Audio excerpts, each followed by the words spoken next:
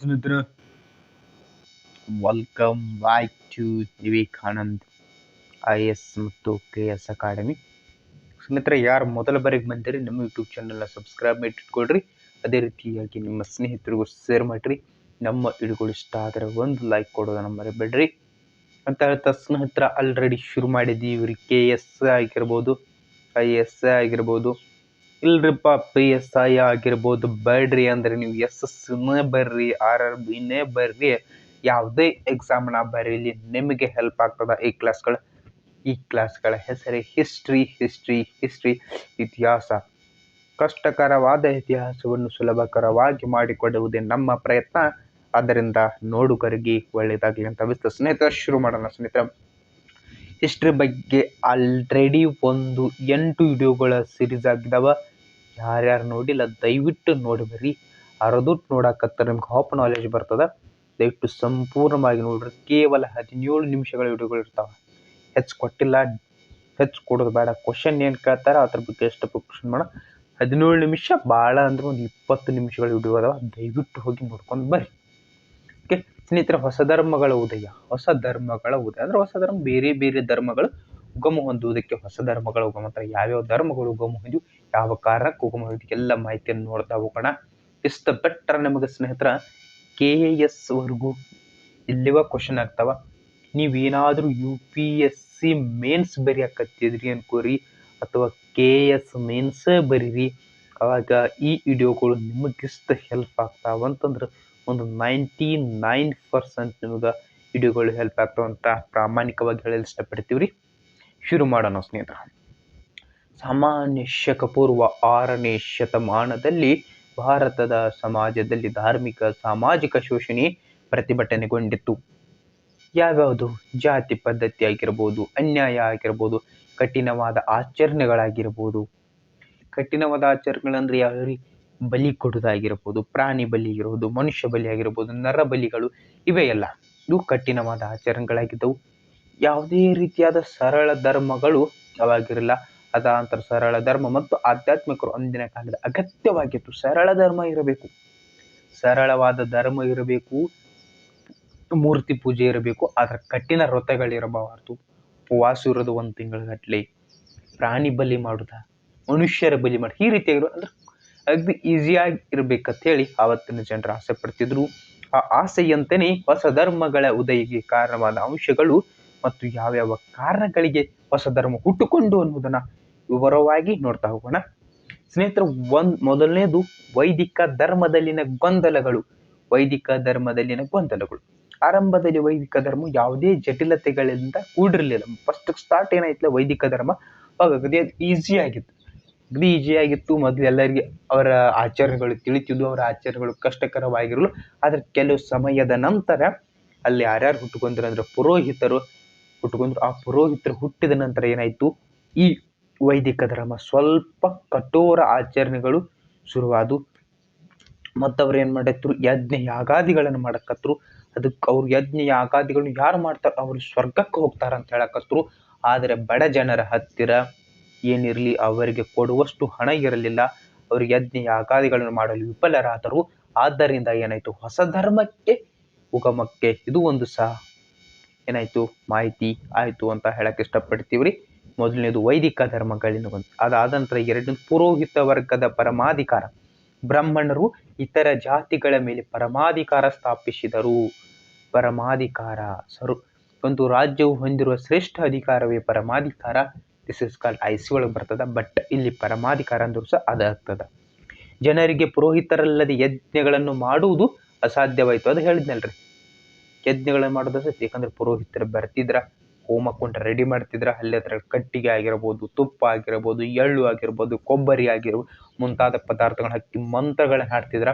ಅಷ್ಟೇ, ಈ ತುಪ್ಪ ಇರ್ಬೋದು, ಎಳ್ಳು ಇರ್ಬೋದು, ಮುಂತಾದಗಳನ್ನು ಬಡ ಜನರು ತರಲು ಕಷ್ಟಕರ ಆಗ್ತಿತ್ತು. ಆದ್ದರಿಂದ ಬ್ರಾಹ್ಮಣರ ಅವಶ್ಯಕ ಇತ್ತು. ಆದರೆ ಬ್ರಾಹ್ಮಣರು ಏನ್ ಮಾಡಿದ್ರು, ಪರಮಾಧಿಕಾರವನ್ನು ಸಾಧಿಸ್ತಿದ್ರು. ಇದರಿಂದ ಏನಾಯ್ತು, ಹೊಸ ಧರ್ಮ ಬರಲೇಬೇಕು.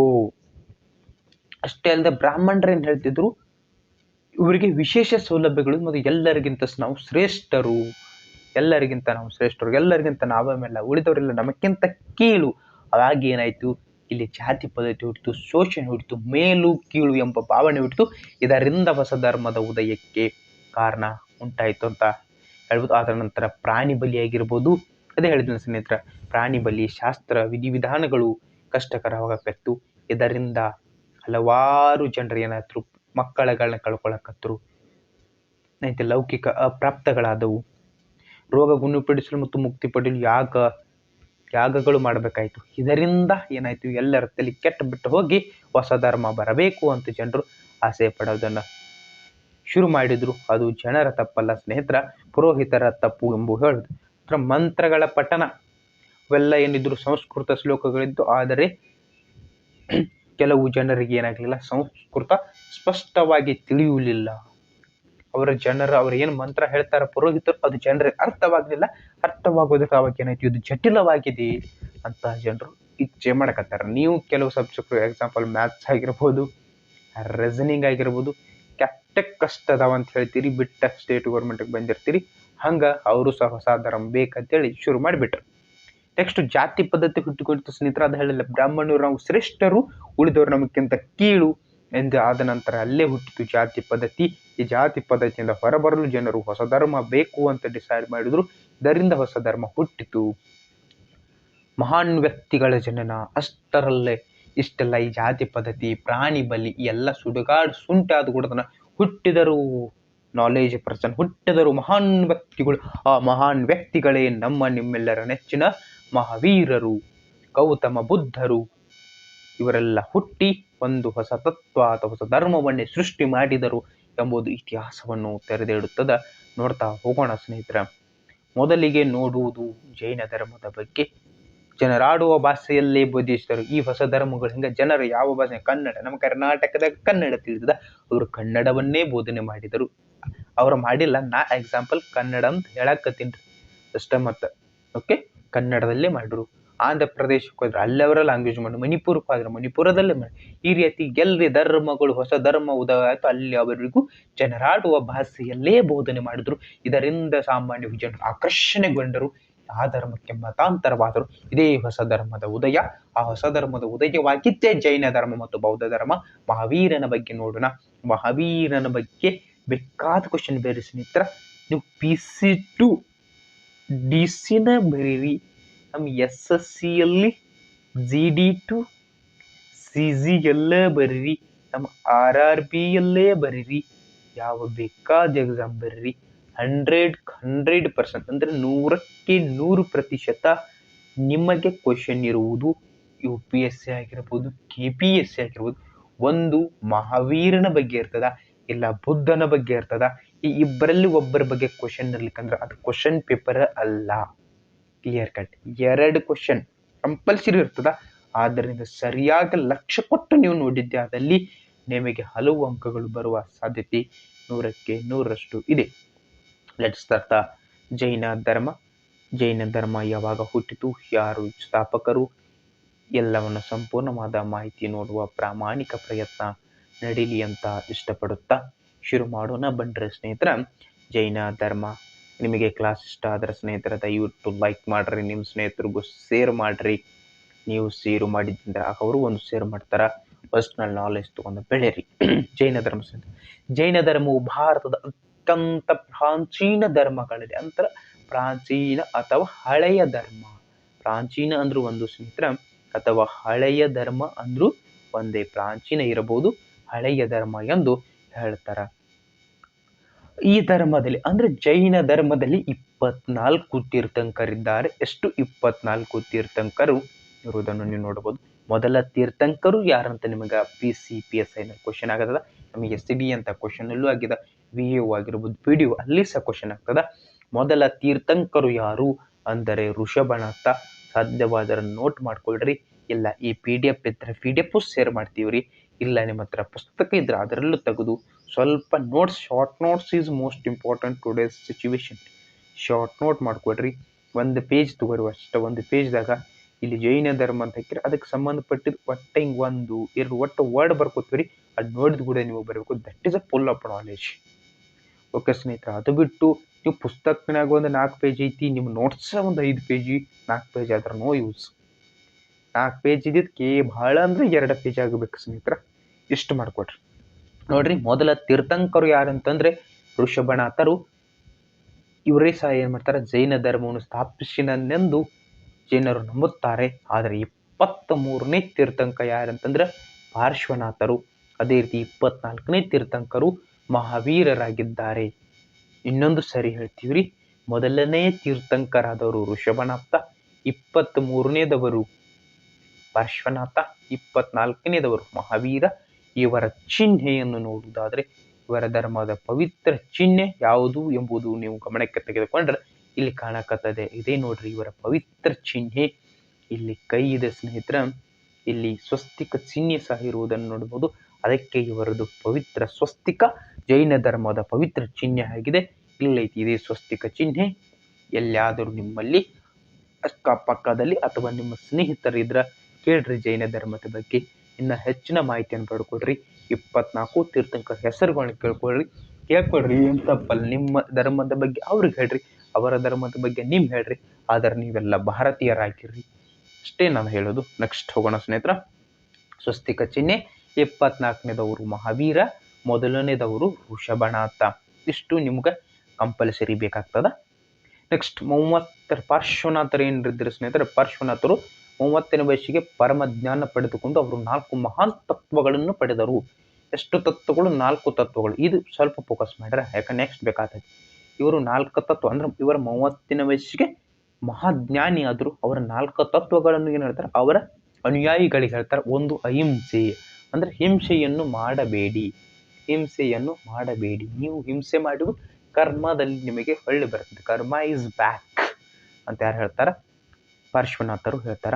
ಅದಾದ ನಂತರ ಸತ್ಯವನ್ನು ಹೇಳಿ, ಸತ್ಯ ಹೇಳ್ರಿ. ಒಂದು ಹಿಂಸೆಯನ್ನು ಮಾಡಬೇಡ್ರಿ, 2 ಸತ್ಯವನ್ನು ಹೇಳಿರಿ. 3ನೇದು ಅಸ್ಥೇಯ, ಕಳ್ಳತನ ಮಾಡಬೇಡಿ. ಕಳ್ಳತನ ಮಾಡುವುದು ಒಂದು ಪಾಪ ಅಂತ ಯಾರು ಹೇಳ್ತಾರೆ? ಪಾರ್ಶ್ವನಾಥರು ಹೇಳ್ತಾರ. ಅದಂತ ಅಪರಿಗ್ರಹ, ಅವಶ್ಯಕ್ಕಿಂತ ಹೆಚ್ಚಿನ ಸಂಪತ್ತನ್ನು ಹೊಂದಿರುವುದು. ನಿಮ್ಮ ಜೀವನ ನಡೆಯಕ್ಕೆ ಎಷ್ಟು ಬೇಕು ಅಷ್ಟು ಸಂಪತ್ತನ್ನು ಹೊಂದ್ರಿ, ಹೆಚ್ಚಿನ ಸಂಪತ್ತನ್ನು ಹೊಂದಬೇಡಿ ಅಂತ ಯಾರು ಹೇಳ್ತಾರೆ? ಪಾರ್ಶ್ವನಾಥರು ಹೇಳ್ತಾರ. ಇಷ್ಟೆಲ್ಲ ಆದ ನಂತರ ಈ ಬೋಧನೆಗಳು ಜೈನ ಧರ್ಮದ ಮೂಲ ತತ್ವಗಳು. ಜೈನ ಧರ್ಮದ ಮೂಲ ತತ್ವಗಳು ಯಾವಂತ ಕೇಳಿದ್ರೆ ನೀವು 4 ಬರಿಬೇಕಾಗ್ತದ. ಒಂದು ಅಹಿಂಸೆ, 2ನೇದು ಸತ್ಯ, 3ನೇದು ಅಸ್ಥೇಯ, 4ನೇ ಅಪರಿಗ್ರಹ. ಅವಕ್ಕೆ ಈಜಿಯಾಗಿ ನಿಮ್ಗೆ ಇವರನ್ನು ಕೊಟ್ಟಿದ್ದಾರೆ. ಇದನ್ನು ಸಹ ನೀವು ನೋಡ್ಕೊಳ್ರಿ. ನೆಕ್ಸ್ಟ್ ಆದ ನಂತರ ವರ್ಧಮಾನ ಅಥವಾ ಮಹಾವೀರ. ಮಹಾವೀರನ ಮೊದಲ ಹೆಸರು, ಮಹಾವೀರನ ಮೊದಲ ಹೆಸರೇ ಏನ್ರಿ? ಮಹಾವೀರನ ಮೊದಲ ಹೆಸರೇ ಯಾವುದಾಗಿತ್ತು? ವರ್ಧಮಾನ ಆಗಿತ್ತು. ಆದ್ದರಿಂದ ನೀವು ಮಹಾವೀರನ ಬಗ್ಗೆ ಬರೀರಿ ಅಂತ ಕೊಟ್ಟರು, ಈಗ ಏನ್ ಹೇಳ್ತೀನಿ ಇದನ್ನ ಬರಿಬೇಕು. ವರ್ಧಮಾನನ ಬಗ್ಗೆ ಬರೀರಿ ಅಂತ ಕೊಟ್ಟರು, ಈಗ ಏನ್ ಹೇಳ್ತೀನಿ ಇದನ್ನ ಬರಿಬೇಕು. ಮಹಾವೀರನು ಒಂದ, ವರ್ಧಮಾನನು ಒಂದ. ಮೊದಲ ಮಹಾವೀರ ಇದ್ದ, ನಂತರ ಜ್ಞಾನ ಪಡೆದ ಮೊದಲು ವರ್ಧಮಾನ ಇದ್ದ, ನಂತರ ಜ್ಞಾನ ಪಡೆದನಂತ ಮಹಾವೀರನಾದ. ಆ ಮಹಾವೀರನ ಬಗ್ಗೆ ಸ್ವಲ್ಪ ನೋಡ್ತಾ ಹೋಗೋಣ. ಮೊದಲನೇದು ಸ್ನೇಹಿತರ, ಸಾಮಾನ್ಯ ಶಕಪೂರ್ವ 599ರಿಂದ 527. ಹುಟ್ಟಿದ್ದು ಇಲ್ಲಿ, ಮರಣ ಹೊಂದಿದ್ದು ಇಲ್ಲಿ. ಎಲ್ಲಿ ಮರಣ ಹೊಂದುತ್ತಾರ, ಹೇಗೆ ಮರಣ ಹೊಂದುತ್ತಾರ, ಸಂಪೂರ್ಣವಾಗಿ ನೋಡ್ತಾ ಹೋಗೋಣ. ಒಂದು ಸ್ಟಾಪ್ ವಿಡಿಯೋ ಶುರು ಮಾಡೋಣ ನಂತರ. ವರ್ಧಮಾನ ವೈಶಾಲಿ ಸಮೀಪದ, ವರ್ಧಮಾನ ಎಲ್ಲಿ ಹುಟ್ಟಿದ್ರಿ? ವೈಶಾಲಿ ಸಮೀಪದ ಕುಂದ ಗ್ರಾಮದಲ್ಲಿ ಹುಟ್ಟುತ್ತಾರ. ಸಾಮಾನ್ಯ ಶಕ 599 ಜನಿಸಿದನು. ಅವನ ತಂದೆ ಸಿದ್ಧಾರ್ಥ, ತಾಯಿ ರಾಣಿ ತ್ರಿಶಿಲಾದೇವಿ. ಸಿದ್ಧಾರ್ಥನು ಕ್ಷತ್ರಿಯ ಕುಲವೊಂದರ ಮುಖ್ಯಸ್ಥನಾಗಿದ್ದನು. ಅಂದ್ರೆ ಆತನ ತಂದೆ ಕ್ಷತ್ರಿಯ ಕುಲವೊಂದರ ಮುಖ್ಯಸ್ಥನಾಗಿದ್ದನು. ಒನ್ ನಿಮಿಷ, ದಿಸ್ ಇಸ್ ಸ್ಲೈಟ್. ಹುಟ್ಟಿದ್ದು ವೈಶಾಲಿ ಸಮೀಪದ ಕುಂದ ಗ್ರಾಮದಲ್ಲಿ, ಸಾಮಾನ್ಯ ಶಕ 599ರಲ್ಲಿ. ತಂದೆ ಸಿದ್ಧಾರ್ಥ, ತಾಯಿ ರಾಣಿ ತ್ರಿಶಿಲಾದೇವಿ. ಆತನ ತಂದೆ ಇಟ್ ಮೀನ್ಸ್ ಸಿದ್ಧಾರ್ಥ ಏನಾಗಿದ್ದನು ಅಂದ್ರೆ ಕ್ಷತ್ರಿಯ ಕುಲವೊಂದರ ಮುಖ್ಯಸ್ಥನಾಗಿದ್ದನು. ಅದಾದ ನಂತರ ವರ್ಧಮಾನ 18ನೇ ವಯಸ್ಸಿನಲ್ಲಿ, ಅಂದ್ರೆ ಅದಕ್ಕೆ 18 ವಯಸ್ಸಿನ ಇರತಕ್ಕಂಥ ವರ್ಧಮಾನ ಅಥವಾ ಮಹಾವೀರ ರಾಜಕುಮಾರಿ ಯಶೋಧಳನ್ನು ಮದುವೆ ಆಗುತ್ತೆ. ಅಂದ್ರ ವರ್ಧಮಾನನ ಹೆಂಡತಿ ಯಾರು ಅಂತ ನಿಮಗೆ ಕ್ವಶನ್ ಆದ್ರ ಯಶೋಧಳ ಅಂತ ನೀವು ಬರಿಬೇಕಾಗ್ತದ. ಅವನಿಗೆ ಅಂದ್ರ ಮಹಾವೀರನಿಗೆ ಅಥವಾ ವರ್ಧಮಾನನಿಗೆ ಅನೋಜ ಎಂಬ ಮಗಳಿದ್ದಳು. ಅನೋಜ ಅಂತ ಮಗಳಿದ್ದಳು. ಅನೋಜಗೆ ಇನ್ನೊಂದು ಹೆಸರು ಏನಿತ್ತು? ಪ್ರಿಯದರ್ಶಿನಿ. ಅನೋಜ ಅಥವಾ ಪ್ರಿಯದರ್ಶಿನಿ ಮಗಳನ್ನು ವರ್ಧಮಾನ ಮತ್ತು ಯಶೋಧಳ ಮಗಳಾಗಿ ಜನಿಸಿದಳು ಅನೋಜ ಮತ್ತು ಪ್ರಿಯದರ್ಶಿನಿ. ತನ್ನ ತಂದೆ ತಾಯಿಯರ ಆಕಸ್ಮಿಕ ಮರಣದಿಂದ ವರ್ಧಮಾನ ಉಡುಪನ್ನು ತನ್ನ ತಂದೆ ತಾಯಿ ಅಂದ್ರ ಮಹಾವೀರ ಅಥವಾ ವರ್ಧಮಾನನ ತಂದೆ ಸಿದ್ಧಾರ್ಥ ಮತ್ತು ತಾಯಿ ತ್ರಿಶಿಲಾದೇವಿಯು ಆಕಸ್ಮಿಕ ಮರಣದಿಂದ ಏನಾಗ್ತಾನ, ಮಹಾವೀರ ಸ್ವಲ್ಪ ಮೂಢಪಾಗ್ತಾನ, ಮಾನಸಿಕವಾಗಿ ತನ್ನ ಧೈರ್ಯವನ್ನು ಕಳೆದುಕೊಳ್ತಾನ. ಅವಾಗ ಏನಾಗ್ತದ, ಅವನಿಗೆ ಈ ಉಡುಪನ್ನು ಸೇರಿದಂತೆ ಪ್ರಾಪಂಚಿಕ ಸುಖ ಭೋಗಗಳನ್ನು ತ್ಯಜಿಸಿ ಬಿಡ್ತಾನ. ಅವಾಗ ಏನಾಗ್ತಾನವ, ಈ ಏನೈತ್ಲೆ ಇದು ನಾವೇನು ಮಾಡ್ತೀವ್ರಲ್ಲ ಈ ಪ್ರಾಪಂಚಿಕ ಜೀವನವನ್ನು ತ್ಯಜಿಸಿ ಆತ ಹೋಗಿ ಶುರು ಮಾಡ್ತಾನ. ಅವಾಗ ಆತ ಏನಾಗ್ತಾನ, ಮಹಾವೀರನೆಂಬ ಸನ್ಯಾಸಿ ಆವಾಗಲ್ಲ, ನಂತರ ತಪಸ್ಸು ಇಲ್ಲದ ನೋಡಿ ಸನ್ಯಾಸಿಯ ಜೀವನ ಸತ್ಯ ಸಾರವನ್ನು ಹುಡುಕುತ್ತಾ 13 ವರ್ಷಗಳ ಕಾಲ ಏನಾಗ್ತಾನ, ಸ್ವದೇಹ ದಂಡನೆ ಮತ್ತು ಆಳವಾದ ಧ್ಯಾನ ಮಾಡುತ್ತಾ ಜೀವನ ನಡೆಸ್ತಾನೆ. ಸ್ವದೇಹ ಮಂಡನೆ ಆಗಿರ್ಬೋದು. ಜೈನ ಧರ್ಮದ ಎಷ್ಟು ಕಠಿಣ ವ್ರತಗಳದಾವಂತಂದ್ರೆ ಯಾವ ಧರ್ಮದಿಲ್ಲ. ಹಾಸಿಗೆಯಲ್ಲಿ ಮಣಗು ಹಾಗಿಲ್ಲ, ನೆಲದ ಮೇಲೆ ಊಟ ಮಾಡ್ತಾರ. ಅವರ ಧರ್ಮದ ಬಗ್ಗೆ ಅವರಿಗೆ ಗೌರವ ಸ್ನೇಹಿತರ, ನಮ್ಮ ಧರ್ಮದ ಬಗ್ಗೆ ನಮಗೆ ಗೌರವ. ಆದರೆ ಅವರಷ್ಟು ಕಠಿಣ ವ್ರತಗಳನ್ನು ಇನ್ಯಾರೂ ಆಚರಿಸಲು ಸಾಧ್ಯವಿಲ್ಲ ಅಂತ ಹೇಳ್ತೀನಿ. ನಿಮ್ಮ ಸ್ನೇಹಿತರಿದ್ರೆ ಕೇಳ್ಕೋರಿ, ತಪ್ಪಲ್ಲ. ನಿಮ್ಮ ಧರ್ಮದ ಬಗ್ಗೆ ಅವರು ಬೆಳ್ಳುಳ್ಳಿನೂ ಸಹ ತಿನ್ನುವುದಿಲ್ಲ, ಯಾವುದೇ ಸಣ್ಣ ಪ್ರಾಣಿಯನ್ನು ತಿನ್ನುವುದಿಲ್ಲ. ಸಂಜೆ ಸಮಯ ಅಂದರೆ ಈವ್ನಿಂಗ್ ಸೆಷನ್ ಅಥವಾ ನೈಟ್ ಬೇಗನೆ ಊಟ ಮಾಡಿ ಬೆಳಗ್ತಾರೆ. ಯಾವ ಪ್ರಾಣಿಯನ್ನು ಅವರು ಹಿಂಸೆ ಮಾಡುವುದಿಲ್ಲ. ಇದು ಸಹ ಸ್ನೇಹಿತರ ಜೈನ ಧರ್ಮದ ಪ್ರಾಮುಖ್ಯತೆ ಆಗಿರ್ತದ. 13 ವರ್ಷಗಳ ಕಾಲ ದೇಹದಂಡನೆಯನ್ನು ಮಾಡಿದ ಮಹಾವೀರರು ಹಲವಾರು ಪುಸ್ತಕಗಳನ್ನು ಓದುವುದರ ಮುಖಾಂತರ ಜ್ಞಾನವನ್ನು ಪಡಿತಾರ. ಅದಾದ ನಂತರ ಅವರಿಗೆ ಜ್ಞಾನೋದಯ ಆಗ್ತದ. ಎಲ್ಲಿ ಆಗ್ತದ, ವೈಶಾಖದ 10ನೇ ದಿನ ಬಿಹಾರ ಚುಂಬ್ರಿಕಾ ಗ್ರಾಮದಲ್ಲಿ ವರ್ಧಮಾನನಿಗೆ ಜ್ಞಾನೋದಯ ಆಯಿತು. ವೈಶಾಖದ 10ನೆಯ ದಿನ ನೋಡ್ರಿ, ವೈಶಾಖದ 10ನೇ ದಿನ ಬಿಹಾರದ ಚುಂಬ್ರಿಕಾ ಗ್ರಾಮದಲ್ಲಿ ವರ್ಧಮಾನನಿಗೆ ಜ್ಞಾನೋದಯವಾಯಿತು. ಅವನು ಕೈವಲ್ಯ ಎಂಬ ಅತ್ಯುನ್ನತ ಆಧ್ಯಾತ್ಮಿಕ ಜ್ಞಾನವನ್ನು ಪಡೆದವನಾದನು. ಕೈವಲ್ಯ ಎಂಬ ಅತ್ಯುನ್ನತ ಆಧ್ಯಾತ್ಮಿಕ ಜ್ಞಾನವನ್ನು ಪಡೆದವನಾದನು. ಕೆವಲೀನ್ ಎಂದರೆ ಸರ್ವಜ್ಞ. ಇಂಪಾರ್ಟೆಂಟ್. ಕೆವಲೀನ್ ಎಂದರೆ ಸರ್ವಜ್ಞ ಅಥವಾ ಜೀನ್ ಅಂದರೆ ಇಂದ್ರಿಯವನ್ನು ನಿಗ್ರಹಿಸಿದವನು. ಕೆವಲೀನ್ ಎಂದರೆ ಸರ್ವಜ್ಞ, ಜೀನ್ ಎಂದರೆ ಇಂದ್ರಿಯವನ್ನು ನಿಗ್ರಹಿಸಿದವನು. ಅವನೇ ಯಾರಂದ್ರೆ ಮಹಾವೀರ. ವರ್ಧಮಾನ ಇದ್ದ ಇಲ್ಲೇನಾದ, ಮಹಾವೀರನಾದ. ಎಸ್, ವರ್ಧಮಾನನಿದ್ದವನು ಇಲ್ಲಿ ಮಹಾವೀರನಾದ. ನಂತರ ವರ್ಧಮಾನ ಮಹಾವೀರನೆಂದು ಕರೆಯಲ್ಪಟ್ಟನು. ಇಲ್ಲಿ ವರ್ಧಮಾನ ಮಹಾವೀರನಾದ. ಅದಕ್ಕೆ ಹೇಳುದು ವರ್ಧಮಾನನೂ ಒಬ್ಬಣ, ಮಹಾವೀರನೂ ಒಬ್ಬಣ. ಆತ ವರ್ಧಮಾನನ ನಂತರ ಮಹಾವೀರನಾಗಿದ್ದಾನೆ. ಮುಂದಿನ ಸತತ 30 ವರ್ಷಗಳ ಕಾಲ ಕೋಸಲ ಆಗಿರ್ಬೋದು, ಮಗಧ ಆಗಿರ್ಬೋದು, ವಿದೇಹ ಆಗಿರ್ಬೋದು, ಅಂಗ ಜೈನ ಧರ್ಮದ ತತ್ವಗಳನ್ನು ಬೋಧಿಸುತ್ತಾ ತನ್ನ ಪ್ರವಾಸವನ್ನು ಕೈಗೊಳ್ತಾನ. ಪ್ರವಾಸದ ಮೂಲಕ ಹಲವಾರು ಜೈನ ಧರ್ಮದ ಬಗ್ಗೆ ಹಲವಾರು ಜನರಿಗೆ ಬೋಧನೆಗಳನ್ನು ಮಾಡ್ತಾನ. ಎಲ್ಲರಿಗೆ ವಿವರಿಸ್ತಾನ. ಯಾರು ಅಹಿಂಸೆ ಮಾಡಬೇಡ್ರಿ, ಕಳ್ಳತನ ಮಾಡಬೇಡ್ರಿ, ಹೆಚ್ಚಿನ ಆಸ್ತಿ ಹೊಂದಬೇಡ್ರಿ, ಸುಳ್ಳನ್ನು ಹೇಳಬೇಡ್ರಿ, ಈ ರೀತಿಯಾಗಿ ಹೇಳುತ್ತಾ ಹಲವಾರು ಕೋಸಲ ಆಗಿರಬಹುದು, ಮುಂತಾದ ಕಡೆ ಪ್ರವಾಸವನ್ನು ಕೈಗೊಂಡು ಜೈನ ಧರ್ಮದ ಪ್ರಚಾರವನ್ನು ಕಂಡುಕೊಳ್ತಾನ. ಇದೇ ರೀತಿಯಾಗಿ ಹೊಸ ಧರ್ಮ ಉದಯ ಆಗ್ತದ. ಅದುವೇ ಜೈನ ಧರ್ಮ. ತನ್ನ 32ನೇ ವಯಸ್ಸಿನಲ್ಲಿ ಬಿಹಾರದ ರಾಜ್ಯಗೃಹ ಸಮೀಪದ ಪಾವಾ ಎಂಬಲ್ಲಿ 527ರಲ್ಲಿ ಕಣ್ಮರೆಯಾಗುತ್ತದೆ ಜೈನ ಧರ್ಮದ ಕಿಡಿ.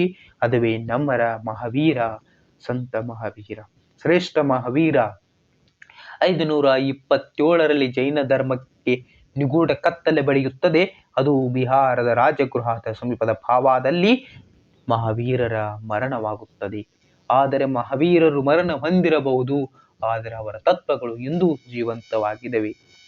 ಮಹಾವೀರ, ಗೌತಮ ಬುದ್ಧ ಇಬ್ಬರು ಸಮಕಾಲೀನರೇ.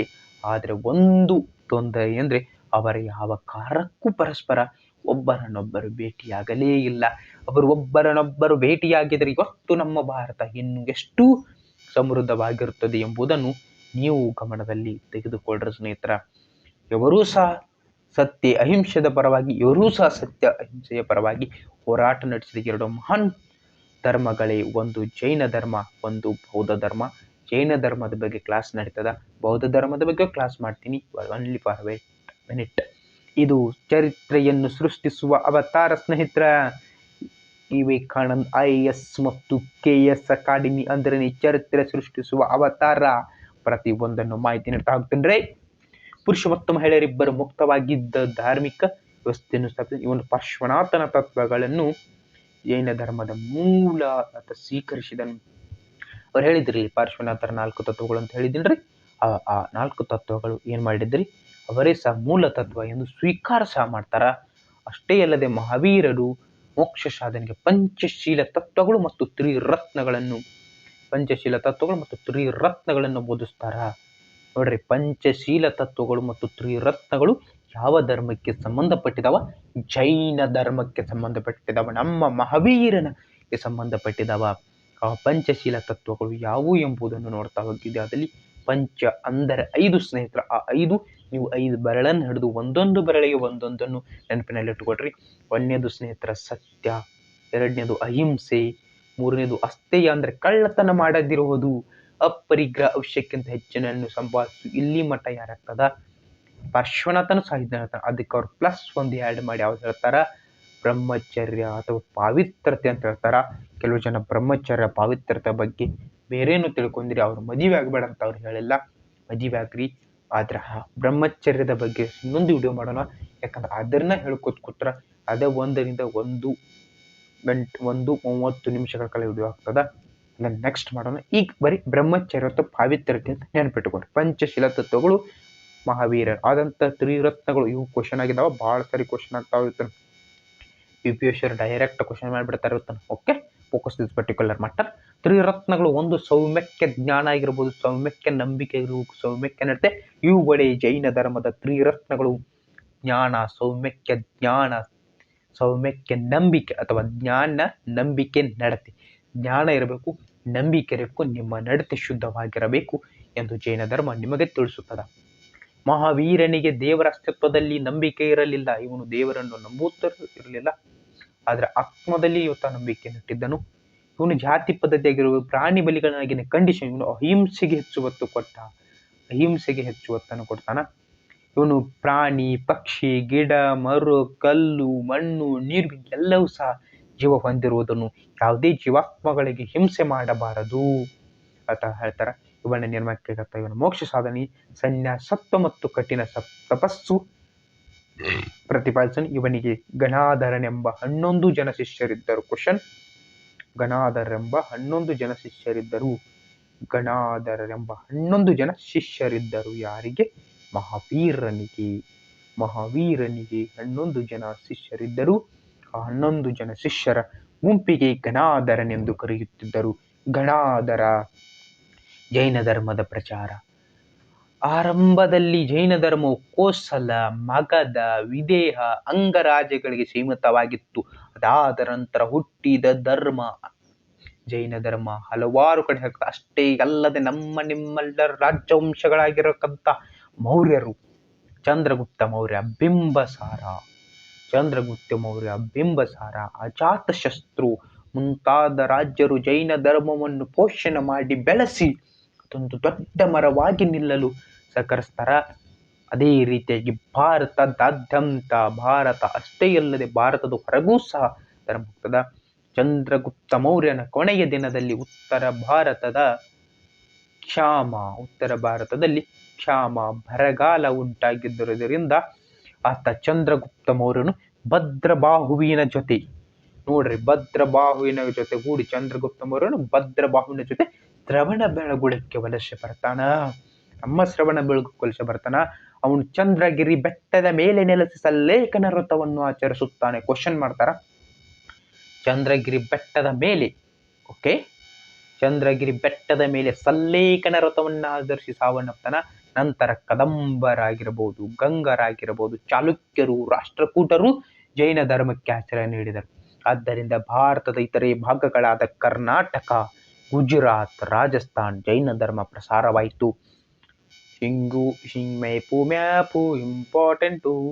ಗುಜರಾತ್ ಆಗಿರ್ಬೋದು, ರಾಜಸ್ಥಾನ್ ಆಗಿರ್ಬೋದು, ಕರ್ನಾಟಕ ಆಗಿರ್ಬೋದು, ಎಲ್ಲ ಕಡೆ ಜೈನ ಧರ್ಮ ಇರುವುದು ನೀವು ಗಮನಿಸಬಹುದು. ಪ್ರಮುಖವಾದ ಜೈನ ಸಭೆಗಳು ನೋಡ್ಕೊಳ್ರಿ. ಸಭೆಗಳು ಕ್ವಶನ್ಗಳು, ಸಭೆಗಳು. ಎರಡು ಜೈನ ಸಭೆಗಳು ಸಂಘಟಿಸಲಾಗಿತ್ತು.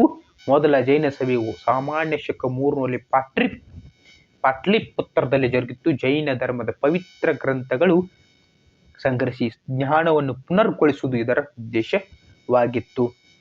ಅದಾದ ನಂತರ ಎರಡನೇ ಸಭೆ ಸಾಮಾನ್ಯ ಶಕ 512 ಸುಮಾರು ಗುಜರಾತ್ನ ವಲ್ಲಭಿಯಲ್ಲಿ ಜರುಗಿತು. ಇಲ್ಲಿ ಜೈನ ಧರ್ಮದ ಪವಿತ್ರ ಗ್ರಂಥಗಳನ್ನು ಸಂಗ್ರಹಿಸಿ ಅವುಗಳನ್ನು ಕ್ರಮಬದ್ಧವಾಗಿ ಬರೆಯಲಾಯಿತು. ಇಲ್ಲಿ ಜ್ಞಾನವನ್ನು ಪುನರ್ಜೀವನಗೊಳಿಸುವುದಾಯಿತು. ಇಲ್ಲಿ ಕ್ರಮಬದ್ಧವಾಗಿ ಬರೆಯಲಾಯಿತು. ಜೈನ ಧರ್ಮದ ಪಂಗಡಗಳನ್ನು ನೋಡುವುದಾದರೆ ಜೈನ ಧರ್ಮದ ಪಂಗಡಗಳು ಒಂದು ಶ್ವೇತಾಂಬರ, ಇನ್ನೊಂದು ದಿಗಂಬರ. ಇದರಲ್ಲಿ ಶ್ವೇತಾಂಬರ ಅಂದ್ರೆ ಯಾರು? ಪಾರ್ಶ್ವನಾಥನ ಅನುಯಾಯಿಗಳು. ಇವರು ಬಿಳಿಯ ವಸ್ತ್ರಧಾರಿಗಳು, ಬಿಳಿಯ ಬಟ್ಟೆಯನ್ನು ಹಾಕಿಕೊಂಡು ಯಾರ್ಯಾರು ನಮ್ಮ ಕನ್ನಡ ಶಾಲೆಯಲ್ಲಿ ಕಲ್ತಾರ ನೋಡಿ ಸ್ನೇಹಿತರ, ಅವರಿಗೆ ನಾಲೆಜ್ ಇರ್ತದ. ಅವರಿಗೆ ಅಲ್ಲಿ ಬಂದಿರ್ತಾರ, ನಿಮಗೆ ಬಿಸ್ಕಿಟ್ ಕೊಟ್ಟಿರ್ತಾರ, ಭಾರಿ ಟೇಸ್ಟ್ ಬಿಸ್ಕಿಟ್ ಕೊಡ್ತಾರ, ಇನ್ನೂ ಏನೇನು ತಿನ್ನಕ್ಕೆ ಕೊಟ್ಟಿರ್ತಾರ. ಅವರ ಯಾರಿ? ಶ್ವೇತಾಂಬರರ ಅನುಯಾಯಿಗಳು. ಇವರು ಪಾರ್ಶ್ವನಾಥನ ಅನುಯಾಯಿಗಳು. ಇವರೇ ಶ್ವೇತಾಂಬರು, ಇವರು ಪಾರ್ಶ್ವನಾಥನ, ಇವರು ಬಿಳಿಯ ವಸ್ತ್ರಧಾರಿಗಳು. ನೀವು ದಯವಿಟ್ಟು ಒಂದು ಕಮೆಂಟ್ ಹಾಕಿರಿ, ಯಾರ್ಯಾರು ಇವ್ರ ಕಡೆ ಬಿಸ್ಕಿಟ್ ಇಸ್ಕೊಂಡು ತಿಂದ್ರಿ, ಶ್ವೇತಾಂಬರರ ಕಡೆ ಬಿಸ್ಕಿಟ್ ಇಸ್ಕೊಂಡು ತಿಂದ್ರಿ, ಅವ್ರ ದಯವಿಟ್ಟು ಕಮೆಂಟ್ ಹಾಕಿರಿ. ನೀವು ಯಾವ ಶಾಲೆಯಲ್ಲಿ ಕಲ್ತಾರಿ? ಕನ್ನಡ ಶಾಲೆ ಬೆಳಿಬೇಕು ಸ್ನೇಹಿತರ. ಇವತ್ತಿಗೆ KS ಎಕ್ಸಾಮಲ್ಲಿ ಆಗಿರ್ತಕ್ಕಂಥ ಮೋಸ, ಸ್ಟ್ರೈಕು ನೋಡಿದ್ರೆ ಅದರ ಕನ್ನಡ ಶಾಲೆ ಬೆಳಿಬೇಕು, ದಯವಿಟ್ಟು ಕಮೆಂಟ್ ಹಾಕಿ. ಅದರಿಂದ ಶ್ವೇತಾಂಬರರಂದ್ರೆ ಪಾರ್ಶ್ವನಾಥನ ಅನುಯಾಯಿಗಳು, ಇವರು ಬಿಳಿಯ ವಸ್ತ್ರಧಾರಿಗಳು.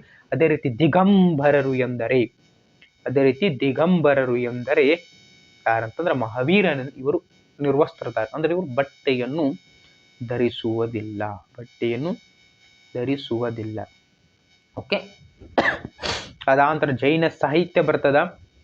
ಆಗಮ ಸಿದ್ಧಾಂತ ಜೈನರ ಪವಿತ್ರ ಗ್ರಂಥ. ಇದರಲ್ಲಿ 45ರಿಂದ 50 ಸಂಪುಟಗಳೇ ಮಹಾವೀರನ ಮೂಲ ತತ್ವಗಳನ್ನು, ಸಿದ್ಧಾಂತ ಪೂರ್ವಗಳನ್ನು 14 ಗ್ರಂಥಗಳಲ್ಲಿ ಸಂಗ್ರಹಿಸಲಾಗಿದೆ. ಶ್ವೇತಾಂಬರರು ಮತ್ತು ದಿಗಂಬರರು 12 ಅಂಗಗಳನ್ನು ಮೊದಲ ಮತ್ತು ಪ್ರಧಾನ ಧಾರ್ಮಿಕ ಗ್ರಂಥಗಳೆಂದು ಒಪ್ಪಿಕೊಂಡು ಜೈನ ಪಂಡಿತರು ಧಾರ್ಮಿಕ ಮತ್ತು ಲೌಕಿಕ ಕೃತಿಗಳನ್ನು ಬರೆದು ಅವರು ಕನ್ನಡ ಸಾಹಿತ್ಯವನ್ನು ಶ್ರೀಮಂತಗೊಳಿಸಿದರು. ಕನ್ನಡ ಅದಕ್ಕೆ ಅವರು ಕನ್ನಡ ಶಾಲೆಗೆ ಬಂದು ನೀವು ಬಿಸ್ಕಿಟ್ ಕೊಡ್ತಾರ. ಕನ್ನಡ ಸಾಹಿತ್ಯವನ್ನು ಶ್ರೀಮಂತಗೊಳಿಸಿದರು. ನಮ್ಮ ಪಂಪ ಅವರೆಲ್ಲ ನಮ್ಮ ಪಂಪ ಇತಸ ನಮ್ಮ ಜೈನ ಸಾಹಿತ್ಯ ಕೃತಿಯನ್ನು ಬರೀತಾರ. ಲೌಕಿಕ ಆಗಿರ್ಬೋದು, ಧಾರ್ಮಿಕ 2 ಕೃತಿಗಳು ಅವರು ಪ್ರಮುಖವಾಗಿರೋದು ನೋಡ್ರಿ. ಅದಾದ ನಂತರ ಇವರ ಕಲೆ ಮತ್ತು ವಾಸ್ತುಶಿಲ್ಪವನ್ನು ನೀವು ನೋಡುವುದಾದರೆ, ಕಲೆ ಮತ್ತು ವಾಸ್ತುಶಿಲ್ಪಕ್ಕೆ ಜೈನ ಧರ್ಮದ ಕೊಡುಗೆಯನ್ನು ನೋಡಿದ್ರೆ, ಜೈನ ಧರ್ಮದ ಕಲೆ ಮತ್ತು ವಾಸ್ತುಶಿಲ್ಪ ಜೈನ ಧರ್ಮ ಸಾಕಾಯಿತು. ಜೈನರ ಗುಹಾಲಯಗಳನ್ನು ನೀವು ನೋಡಬಹುದು. ಆರ್ಟ್ ಆ್ಯಂಡ್ ಕಲ್ಚರ್ ಇತ್ತೀಚೆಗೆ ಕ್ವಶನ್ ಭಾಳ ಆಗತ್ತಾವ ಸ್ನೇಹಿತರ. ದಯವಿಟ್ಟು ಯಾರು ಕನಸು ಕಾಣತ್ತೀರಿ ದೊಡ್ಡ ಹುದ್ದೆಗಳು, ಆರ್ಟ್ ಆ್ಯಂಡ್ ಕಲ್ಚರ್ನ ನಾನು ಆಲ್ರೆಡಿ ಮುಗಿಸ್ಕೊಟ್ಟಿದ್ದೀನಿ ರೀ ಪ್ರಾಮಾಣಿಕವಾಗಿ. ಇನ್ನೊಂದು 8ರಿಂದ 9 ಕ್ಲಾಸ್ ಮುಗಿಸ್ಕೊಡ್ಬೇಕಾಗ್ತದ.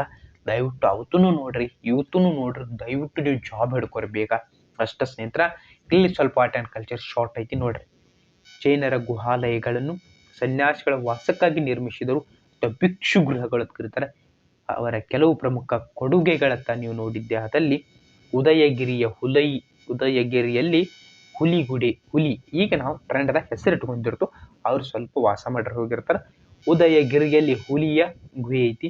ಎಲ್ಲೋರಾದಲ್ಲಿ ಇಂದ್ರ ಸಭಾ ಗುಹೆ ಐತಿ. ಒರಿಸ್ಸಾದ ಹತಿಗುಪ್ತ ಗುಹೆ ಇದು ಭಾಳ ಪ್ರಮುಖ ಐತ್ರಿ. ಒರಿಸ್ಸಾದ ಹತಿಗುಪ್ತ ಗುಹೆ ಏನೈತಿ ಇದು ಭಾಳ ಪ್ರಮುಖ. ಇಷ್ಟೆಲ್ಲ ಯಾರು ಆರ್ಟ್ ಆ್ಯಂಡ್ ಕಲ್ಚರ್ ಕೊಡುಗೆ ಕೊಟ್ಟಾರ ಅಂದ್ರೆ ಜೈನ ಧರ್ಮದವರು ಕೊಡುಗೆ ಕೊಟ್ಟಾರ. ಶ್ರವಣ ಬೆಳಗೊಳದಲ್ಲಿ ಜಗತ್ವಿಖ್ಯಾತ ಗೊಮ್ಮಟೇಶ್ವರನ ವಿಗ್ರಹ 57 ಇರುವುದನ್ನು ನೋಡ್ತೀರಿ. 57 ಅಡಿ, ಅದನ್ನ 57 ಐತಿ. ಅದನ್ನ ಚಾವುಂಡರಾಯ ನಿರ್ಮಾಣ ಮಾಡ್ಯಾರ. ಅದ್ರ ಬಗ್ಗೆನೂ ಒಂದು ಕ್ಲಾಸ್ ನೆಕ್ಸ್ಟ್ ಬರ್ತದ, ಅವಾಗ ಮಾಡೋಣ. ಈಗ ಒನ್ಲಿ ಫೋಕಸ್ ಶ್ರವಣ ಬೆಳಗೊಳದಲ್ಲಿ ಜಗತ್ವಿಖ್ಯಾತ ಗೊಮ್ಮಟೇಶ್ವರನ ವಿಗ್ರಹ. ನಂತರ ಮೂಡುಬಿದ್ರೆ ಶಸ್ತ್ರ ಕಂಬಗಳ ಬಸದಿ ಕರ್ನಾಟಕದಲ್ಲಿ ಗಮನಾರ್ಹ ಸಾಕ್ಷಿಗಳಾಗ್ಯಾವ. ಏನು ಹೇಳಿ ನೋಡ್ರಿ, ನಾ ಈ ಗೊಮ್ಮಟೇಶ್ವರ ಮತ್ತು ನೀವು ಯಾವ ಕ್ವಶನ್ ಪೇಪರ್ ಯಾರು ಬಿಡಿಸ್ಯಾರ ನೋಡ್ರಿ, PC ಮತ್ತು PSI USDA FDA ಗ್ರೂಪ್ಸ್ಗಳು, ಅಲ್ಲಿ ಎಷ್ಟು ಸರ್ಪೆ ಕ್ವಶನ್ ಆಗೈತೆ ನೀವ ನೋಡ್ಕೊಡ್ರಿ. ಎಷ್ಟು ಕ್ಲಾಸ್ ಇಂಪಾರ್ಟೆಂಟ್ ಐತೆ ನೀವ ನೋಡ್ಕೊಡ್ರಿ. ದಯವಿಟ್ಟು ಹೇಳತ್ತೀನಿ, ಕ್ಲಾಸ್ ಈ ಸಿರೀಸ್ ಏನು ಹೊಂಟೈತಿ ದಯವಿಟ್ಟು ಅಟೆಂಡ್ ಆಗ್ರಿ. ಈ ಸಿರೀಸ್ ಅಟೆಂಡ್ ನೀವೇನಾದ್ರೂ ನೀವು PS ಆಗಿರ್ಬೋದು, ES ಆಗಿರೋದು ಬಂದದ್ಲೆ ಅಬ್ಬಕಾರಿ ಆಗಿರ್ಬೋದು. ಇದ್ರಾಗ ನೀವು ಇಷ್ಟೇ ಸ್ನೇಹಿತರು ಒಂದು 16 ಕ್ವಶನ್ ಬಂದಾವ ಅಂದ್ರೆ ನೀವು 12 ಕ್ವಶನ್ ಎಲಿಜಿಬಲ್ ಆಗ್ತೀರಿ ಟಚ್ ಮಾಡಕ್ಕೆ. ಅಟ್ಟ ನಾ ಗ್ಯಾರಂಟಿ ಮಾತ್ರ 100% ಕೊಡ್ತೀನಿ ರೀ. ಎಷ್ಟು ಯೂಸ್ಫುಲ್ ಆಗ್ತಾವೆ ಈ ಕ್ಲಾಸ್, ಲೈಫ್ ಚೇಂಜ್ ಮಾಡ್ರ. ಅದ್ರಾಗ ಏನಿಲ್ಲ, ಒಂದು ಅರ್ಧ ಗಂಟೆ ಅಥವಾ ಒಂದು 30 ನಿಮಿಷಗಳ ಕಾಲ ಆಗೈತಿ. ಇನ್ನು ಬರೋದು ಸ್ನೇಹಿತರ ಬೌದ್ಧ ಧರ್ಮದ ಬಗ್ಗೆ ಸಂಪೂರ್ಣವಾದ ಮಾಹಿತಿ ಕೊಡುನ್ರಿ. ಬೌದ್ಧ ಧರ್ಮದ ಬಗ್ಗೆ ಅದಾದ ನಂತರ ಬರುವುದು ಮೌರ್ಯರಾಗಿರ್ಬೋದು, ಚಾಲುಕ್ಯರು, ಕುಶಾಣರು, ಇವ್ರ ಬಗ್ಗೆ ಎವ್ರಿ ಡೇ ಕ್ಲಾಸ್ ಹೊಂಟವ. ಎವ್ರಿ ಡೇ 2-3 ಕ್ಲಾಸ್ ಹೊಂಟವ. ನೀವು ಅಟೆಂಡ್ ಆಗ್ರಿ. ದಯವಿಟ್ಟು ಸ್ನೇಹಿತರ ಸಬ್ಸ್ಕ್ರೈಬ್ ಮಾಡಿ ಇಟ್ಕೊಡ್ರಿ. ತಮ್ಮ ಕೊಡೋ ಚಾನಲ ಸಬ್ಸ್ಕ್ರೈಬ್ ಮಾಡಿ ಇಟ್ಕೊಡ್ರಿ. ಮತ್ತು ನಿಮ್ಮ ಸ್ನೇಹಿತರಿಗೆ ವಿಡಿಯೋಗಳನ್ನ ಶೇರ್ ಮಾಡಿರಿ. ಕಮೆಂಟಾ ನಾನು ನಿಮಗೆ ಕಮೆಂಟ್ ಹೇಳೀನಿ ರೀ. ಯಾರ್ಯಾರು ಬಿಸ್ಕಿಟ್ ತಿಂದಾರ ನೋಡ್ರಿ ಯಾರ್ಯಾರ ಬಿಸ್ಕಿಟ್ ತಿಂದಾರ ನೋಡ್ರಿ. ಯಾರ ಕಡೆ ಶ್ವೇತಾಂಬರ ಕಡೆ ಇಲ್ಲಿದಾರ ನೋಡ್ರಿ. ಈ ಶ್ವೇತಾಂಬಕ್ರೆ ಬಿಸ್ಕಿಟ್ ತಿಂದಾರಲ್ಲ ಅವ್ರ ದಯವಿಟ್ಟು ತಮ್ಮ ಕೊಟ್ರೆ ಕಮೆಂಟ್ ಹಾಕಿರಿ. ನಿಮ್ಮ ಕನ್ನಡ ಶಾಲೆ ಹೆಸರನ್ನ ಹಾಕಿ ಕಮೆಂಟ್ ಹಾಕಿರಿ, ಒಳ್ಳೇದಾಗ್ತದ. ಓಕೆ ಸ್ನೇಹಿತರ, ನೀವೇನಾಯಿತು ಜೈನ ಧರ್ಮದ ಬಗ್ಗೆ ನೋಡಿದ್ರಿ, ಹೊಸ ಧರ್ಮದ ಬಗ್ಗೆ ಓದಿಗೆ. ಅದಾದ ನಂತರ ಇನ್ನು ಬೌದ್ಧ ಧರ್ಮದ ಬಗ್ಗೆ ಹೇಳೋಣ, ನಮ್ಮ ಬುದ್ಧನ ಬಗ್ಗೆ ಸ್ವಲ್ಪ ಮಾಹಿತಿ ಕೊಡೋಣ. ಇಷ್ಟಕ್ಕ ಶೇರ್ ಮಾಡಿರಿ ಕಮೆಂಟ್ ಮೇಲೆ. ಮತ್ತೆ ನೆಕ್ಸ್ಟ್ ಡೇಲಿ ಏನಾಗೋಣ ಭೇಟಿಯಾಗೋಣ ಸ್ನೇಹಿತರೆ. ಅಲ್ಲಿವರೆಗೂ ಎಲ್ಲರಿಗೂ ಬಾಯ್.